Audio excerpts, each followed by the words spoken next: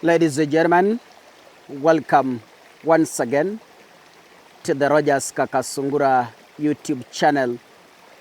First of all, big thank you for the support you always give this platform. If you're watching this, kindly make sure you click the subscribe button. And of course, remember to turn on your notification bell. Don't mind about the background noises. We are touring this country, and our work is to showcase you how the environment around us looks like. That is why today we are not officially in the office to do content. We're just walking around to show you nature.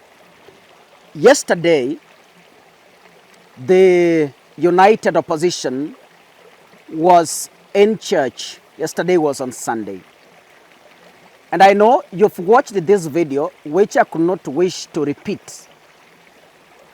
Matiang'i asked very pertinent questions yesterday about the Kenya Kwanza government.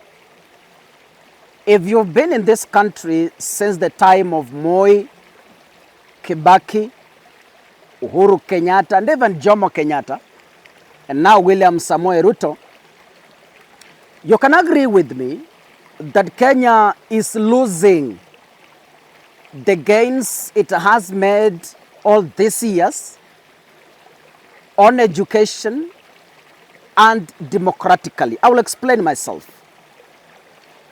Today, William Ruto was in Kisumu. And in Kisumu, he made some retrogressive remarks which ignited my anger. The sentiments that pushed me to come here and put the records straight. Ruto claims as the president is correcting the mess that Matiang'i made during the Jubilee government.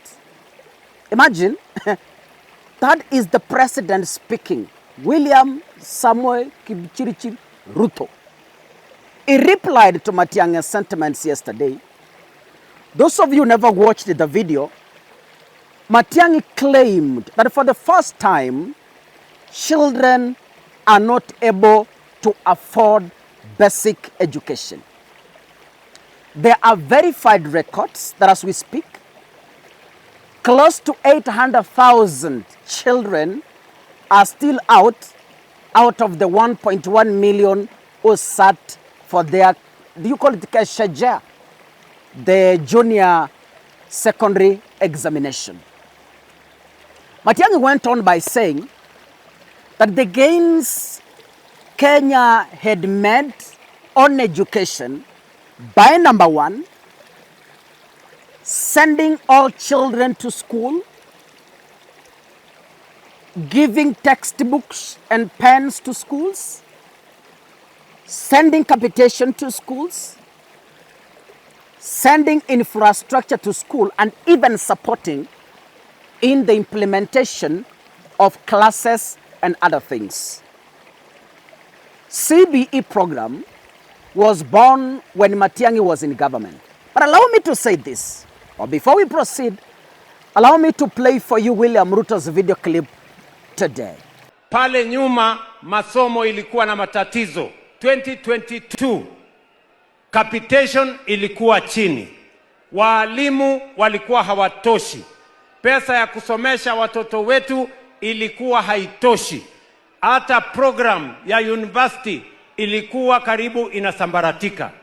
Lakini kwa kutambua umuhimu wa vijana, we fixed the education program that was broken.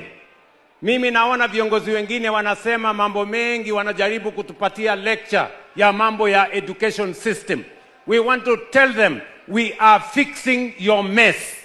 You messed the education system. There were no teachers in class. There was inadequate capitation. There was no enough money for universities and TVETs. 21 universities were facing closure because of insolvency. Please, spare us your pontification. Spare us the lectures you are lecturing us. We are simply fixing your mess. today we have more money going to capitation. This month, money for capitation was in school before students go to school, because education is important and it is the greatest empowerment we can give to our children. Number two, we have hired 100,000 teachers to fix the challenge of teacher shortage that you left behind. Number three, we have added more money for universities and TVETs to fix the problem of insolvency that was there in our universities. So we want to tell the rudderless, the leaderless, the agendaless, the planless opposition that you are an opposition without alternative. And you are opposition because you have... Now, allow me to explain to you something here. Ruto says he is cleaning Matiang'i's mess. And this message is a response to what Matiang'i said yesterday, because Matiang'i candidly laid bare the facts. He put them in white and black for Kenyans to understand. Now, allow me to explain to you this. All the years Matiang'i was in government, the person speaking was the deputy president. Matiang'i was just a mere cabinet secretary who was answerable to William Ruto, the deputy president. Uhuru Kenyatta was the president. And William Ruto was the second most powerful individual in the hierarchy of Kenya's government. Matiang'i was a junior to William Samoei Ruto. So allow me to ask you this question. If Ruto believes there was a mistake during Matiang'i's tenure, who was the chief principal who oversaw that mistake as it was happening? Remember, in the absence of the president, the deputy president assumes office. I remember very well, even when Uhuru Kenyatta was going to attend the ICC case, William Ruto was left to act as the president. William Ruto sits in the cabinet and even chairs the cabinet at some time. William Ruto sits in the National Security Council and gets intelligence briefs every single day.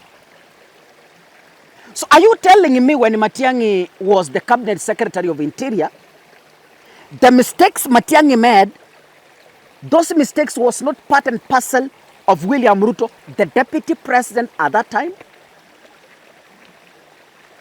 If there was a mistake in education, which Ruto claims, of which I didn't see it, because compare the numbers of young kids who are not going to school versus the numbers that never went to school during Matiang'i's tenure as the cabinet secretary. So this time round, when William Ruto is the president, it's more worse than when Matiang'i was the cabinet secretary. Myself, I can remember Matiang'i walking by foot to go and look after children who have not gone to school. Videos are on the internet, you can check. I vividly remember when Matiang'i walked from one school to another, supervising infrastructure. I remember very well. So if there was a mistake at that time, I personally believe William Ruto was the architect of those mistakes because he was part and parcel of that government. There is no way that William Ruto stands today to tell us that the previous government made mistakes. If the previous government made mistakes, then William Ruto was the deputy. So he should say we made mistakes and I'm willing to correct those mistakes. You can't put mistakes on Matiang'i. You can't put mistakes on anyone when you were the second most powerful individual in the country. Ladies and gentlemen, allow us to be factual sometimes. So don't be hoodwinked. Don't be lied, good people. The records are there. The facts are there. You can only lie to the idiots and not to the civilized like us. Lastly, we all know there's a problem in this country. Number one, children are not going to school. That is a fact. SHA has a problem in hospitals. That is a fact. These are the mistakes Matiang'i said, if you give us government, we will correct them. Where's the problem? It's you to make the decision. 2027. God bless you.